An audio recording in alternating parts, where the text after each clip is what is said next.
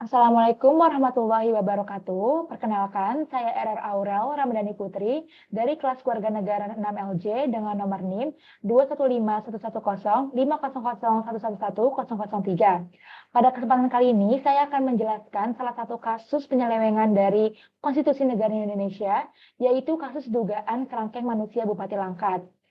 Tapi sebelum itu, saya akan menjelaskan secara singkat apa pengertian dari konstitusi itu sendiri. Baik, konstitusi adalah seperangkat aturan atau undang-undang, termasuk ketentuan tentang bagaimana suatu pemerintahan diatur dan dijalankan. Pelanggaran konstitusi. Seiring berjalannya waktu, sering terjadi pelanggaran konstitusi. Salah satu bentuk pelanggaran yang kerap terjadi di Indonesia adalah kasus pelanggaran HAM. Untuk itu, saya akan membahas salah satu kasus yang baru-baru ini yang menyangkut penyelewengan HAM, yaitu kasus dugaan kerangkeng manusia Bupati Langkat. Baik, selanjutnya kita akan memasuki kronologi kasus. Berawal dari OTT KPK, Bupati Nonaktif Langkat, Sumatera Utara yang terjaring operasi tangkap tangan atau OTT KPK, terbit rencana perangin angin diduga melakukan kejahatan lain berupa perbudakan terhadap puluhan orang. Dugaan itu diungkap Perhimpunan Indonesia untuk Buruh Migran Berdaulat atau Migrant Care yang menerima laporan tentang adanya kerangkeng manusia berupa penjara di dalam rumah bupati yang kini berstatus nonaktif tersebut. Selanjutnya, Migrant Care buka soal kerangkeng manusia. Migrant Care mengungkapkan adanya kerangkeng manusia berupa penjara yang terbuat dari besi lengkap dengan gemboknya di rumah terbit rencana perangin angin. Anies mengungkapkan ada 2 sel dalam rumah terbit yang digunakan untuk memenjarakan sekitar 40 orang pekerja sawit yang bekerja di ladang milik mantan Ketua DPRD Langkat tersebut. Jumlah pekerja itu kemungkinan besar lebih banyak daripada yang saat ini telah dilaporkan. Mereka disebut bekerja sedikitnya 10 jam setiap harinya. Selepas bekerja, mereka dimasukkan ke dalam kerangkeng sehingga tak memiliki akses keluar. Para pekerja bahkan diduga hanya diberi makan 2 kali sehari secara tidak layak, mengalami penyiksaan dan tak diberi gaji. Kepada Komnas HAM, Migrant Care juga melampirkan beberapa dokumentasi, termasuk foto pekerja yang wajahnya babak belur, diduga akibat penyiksaan di kerangkeng. Selanjutnya ada investigasi dari Komnas HAM. Atas laporan Migrant Care, Komnas HAM langsung mengirim tim investigasi ke Langkat guna melakukan investigasi. Komnas HAM juga berkoordinasi dengan kepolisian menyangkut keberadaan kerangkeng manusia yang ada di rumah terbit rencana perangin angin. Beberapa informasi dasar tentang keberadaan kerangkeng manusia tersebut telah dikantongi oleh Komnas HAM, begitupun sejumlah perkembangan informasi lain. Selanjutnya adalah tempat rehabilitasi. Kerangkeng manusia yang ada di rumah terbit rencana perangin angin sudah berdiri sejak 10 tahun lalu. Polisi menyebut kerangkeng itu dilaporkan dijadikan tempat rehabilitasi narkoba. Namun, Kepala Biro Humas dan Protokol BNN, Brigjen Sulistyo Pujuhartono menyatakan kerangkeng di rumah Bupati Nonaktif Langkat terbit rencana perangin angin ini bukanlah tempat rehabilitasi karena tidak adanya perizinan yang resmi dan persyaratan yang lengkap karena didirikannya tempat tersebut secara ilegal. Selanjutnya adalah klaim memina para pelaku narkoba.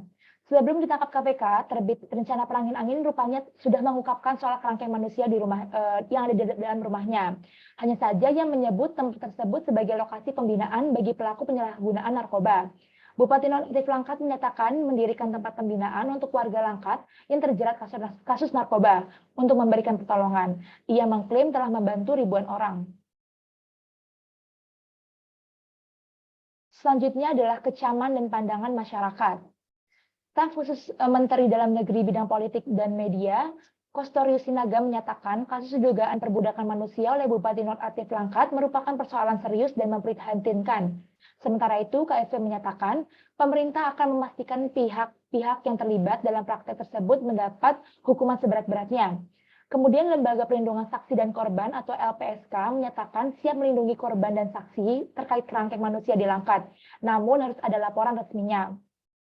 LPSK pun mendorong kepolisian untuk mengusut tuntas kasus ini, sebab jika pemberitaan tentang dugaan eksploitasi terhadap para pekerja sawit itu betul adanya, tindakan ini merupakan pelanggaran terhadap kemanusiaan.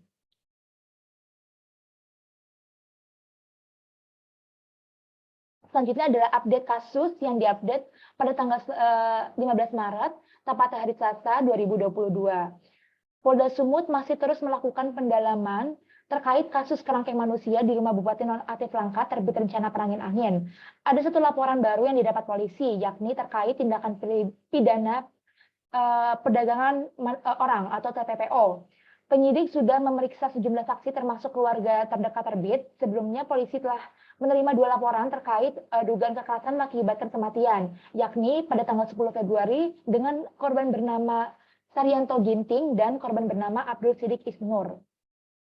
Kasus kerangkeng Bupati Langkat masih terus didalami hingga sekarang dan terus berjalan. Meskipun statusnya penyidikan, pihak tidak bisa serta-merta menetapkan tersangka karena bukti-bukti hingga keterangan harus dikumpulkan dan difaktakan agar kasus bisa disampaikan secara utuh.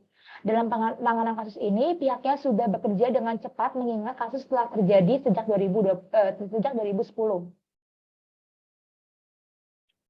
Baik, selanjutnya adalah pendapat pribadi dari saya sendiri, yaitu menurut saya sangat setuju dengan kasus ini terus diselidiki dan diselesaikan hingga tuntas. Mengingat apa yang terjadi menjadi dugaan saat ini termasuk ke dalam kasus yang besar dan menyangkut nyawa dan hak asasi orang lain. Diharapkan pula tidak terjadi lagi kasus-kasus pelanggaran konstitusi di Indonesia, dan baiknya rakyat Indonesia dan para pemimpin senantiasa mematuhi dan menjadikan Undang-Undang Dasar 1945 sebagai pedoman hukum serta menanamkan butir-butir Pancasila di dalam hati dengan sungguh-sungguh. Baik, itulah tadi sekian dari pemaparan mengenai kasus dugaan kerangkeng manusia di rumah Bupati Langkat.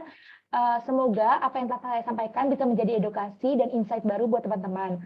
Kurang lebihnya mohon maaf. Wassalamualaikum warahmatullahi wabarakatuh.